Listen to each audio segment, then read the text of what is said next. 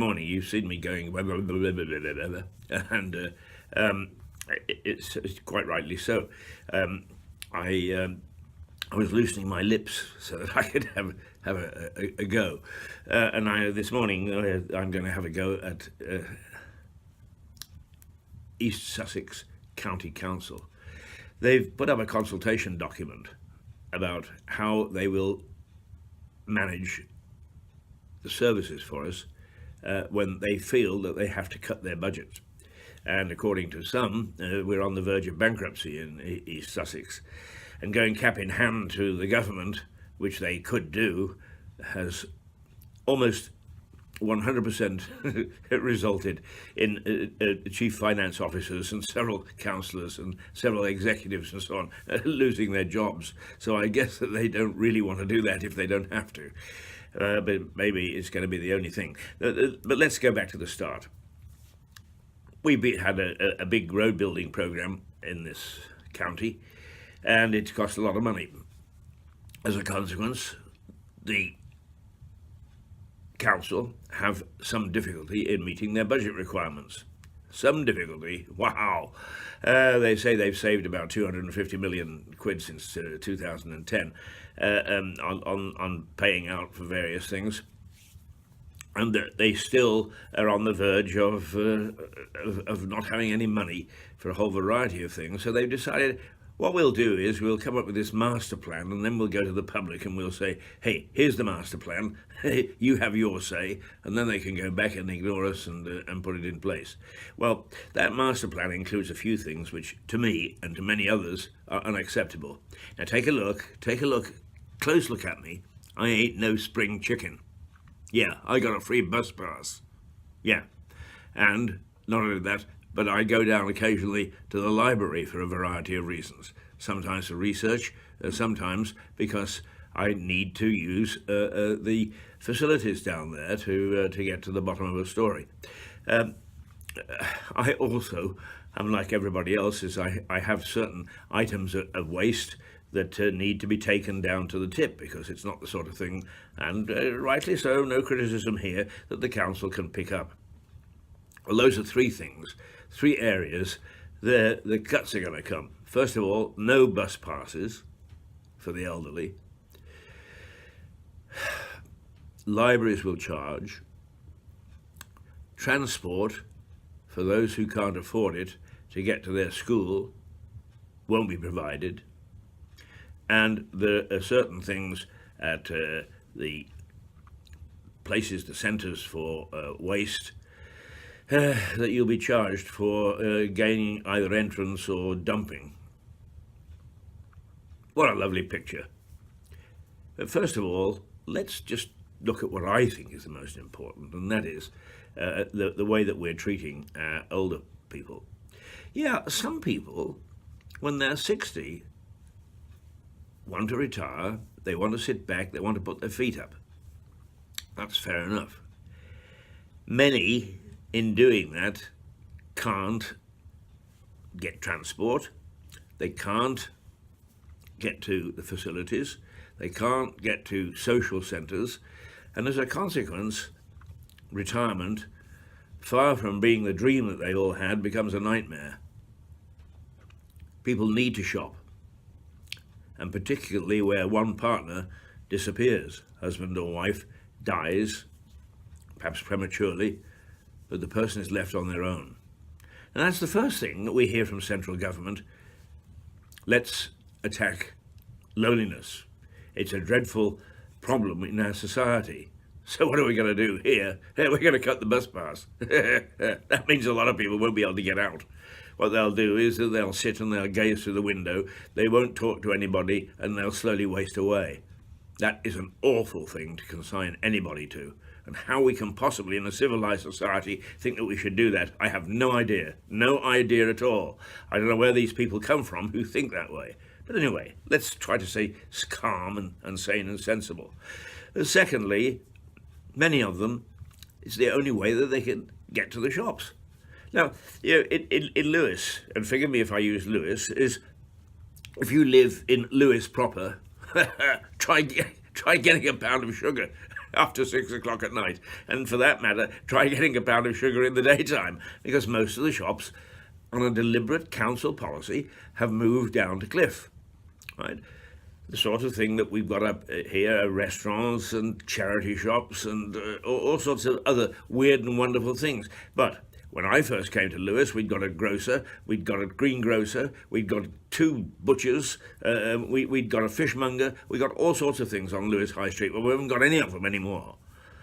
So, those people who are even mildly inconvenienced by some sort of ailment, where do they go? Even if they're close to the high street, they walk up there, what's there? So then they've got to walk down a cliff. And then they've got to walk back again. And the hills in Lewes, that's what the term means, lose, a hill, they're pretty steep and pretty severe. So what are we going to do? Let's make them walk. Let's take their bus pass away so they can't go shopping. And we've already had a crack at the loneliness issue, but let's and actually, the council isn't just alone in the loneliness issue. The banks and some other places that now install computers to do the work of people, they've got a lot to account for too. What used to be social units where people could go and have a chat, they're disappearing. They're disappearing pretty mightily. And okay, you say, well, there are plenty of coffee shops around. They can go and have a chat there. Yeah, at £3 a coffee. It's cheaper to go to the pub, actually. And we're supposed to be trying to stop people drinking. Does anybody think up in a joined-up way, ever, in the people that lead us? But anyway, back to this consultation, because the elderly are going to take the brunt of it, and they shouldn't. And not only that, but we're going to contribute to bigger problems in our society than we've got already. So, number one, the bus pass. And just as a side issue to that, we keep on, we pay almost £250,000 to the chief executive of the county council. We pay 125,000 or so to the chief executive of Lewes District Council. Apparently, neither of them can do their job very well, otherwise we wouldn't be in the mess that we're in. But be that as it may, let's be generous and just say that they are capable of doing it. But there are lots of other people capable around, and you hear the argument is, the reason they get paid so much is we're lucky to get them. Oh, there aren't too many people that can do this. BS, if I may say so. The trouble is that we won't consider anybody over 65.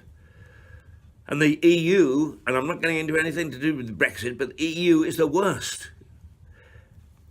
In my case, they've used my CV 3 or 4 times, or at least people within the EU have used my CV 3 or 4 times to win contracts, and then sort of said, no, I'm terribly sorry, but we wouldn't want to worry you about going abroad. Well, don't use my bloody CV then, if you're not going to hire me to do the job, which I'm perfectly capable of doing, and I'm perfectly capable of getting on with, and so are hundreds and hundreds and hundreds more of people my age. So don't start telling me that there aren't that many people that can do the job. There are lots of them. So that could bring the salary price down, couldn't it? Let's go to the market and try and find these places instead of exclusively behind closed doors paying somebody $250,000. Oh, I love that bit. Well, there we are. That's a bit there. But now let's go on to the libraries, because we're going to charge for libraries. I think that's a political thing, because I had long chats with American senators, and I also had long chats with some of the civil servants that serve our own masters in Westminster. And what they say is that, of course, politicians don't read anymore. They have people who look through things. They put a yellow pencil mark through them, put them in front of it, and that's it. So they don't read. So they don't think that anybody else does. So what's the first thing to go? Charge for libraries. They're not so terribly important anymore. And anyway, people can read on the internet. No, they can't. First of all, have you tried reading extensively on the internet? First of all, huge mistakes are made.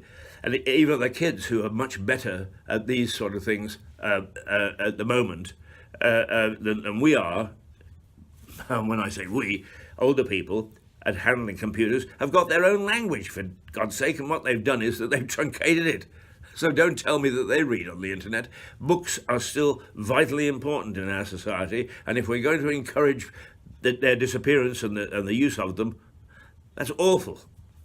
And not only that, we are now going to cut back, or the suggestion is that we cut back on taking kids who can't afford to get to school on the bus, we'll cut that out as well. Well, how wonderful. First of all, we're isolating the old. We're not using their full potential. We're making sure that we get them all upset and taken away from society. And now what we're going to do is we're going to raise a whole bunch of kids who will be illiterate because we've cut out their ability to read. Oh, I'm not going to bother with the waste thing. You know, that probably is a mere bagatelle. But anyway, the thing that really will upset me, if it happens, and I'm sure that it will happen, is that they will listen carefully. Politicians always listen carefully. Jenkins at your war. And not only that, but all the council officials, and they'll nod sagely and they'll say, oh, isn't it? And they'll call for a vote and so on and so on. And then they'll do what they want. And they'll turn around and simply say, well, we couldn't afford it.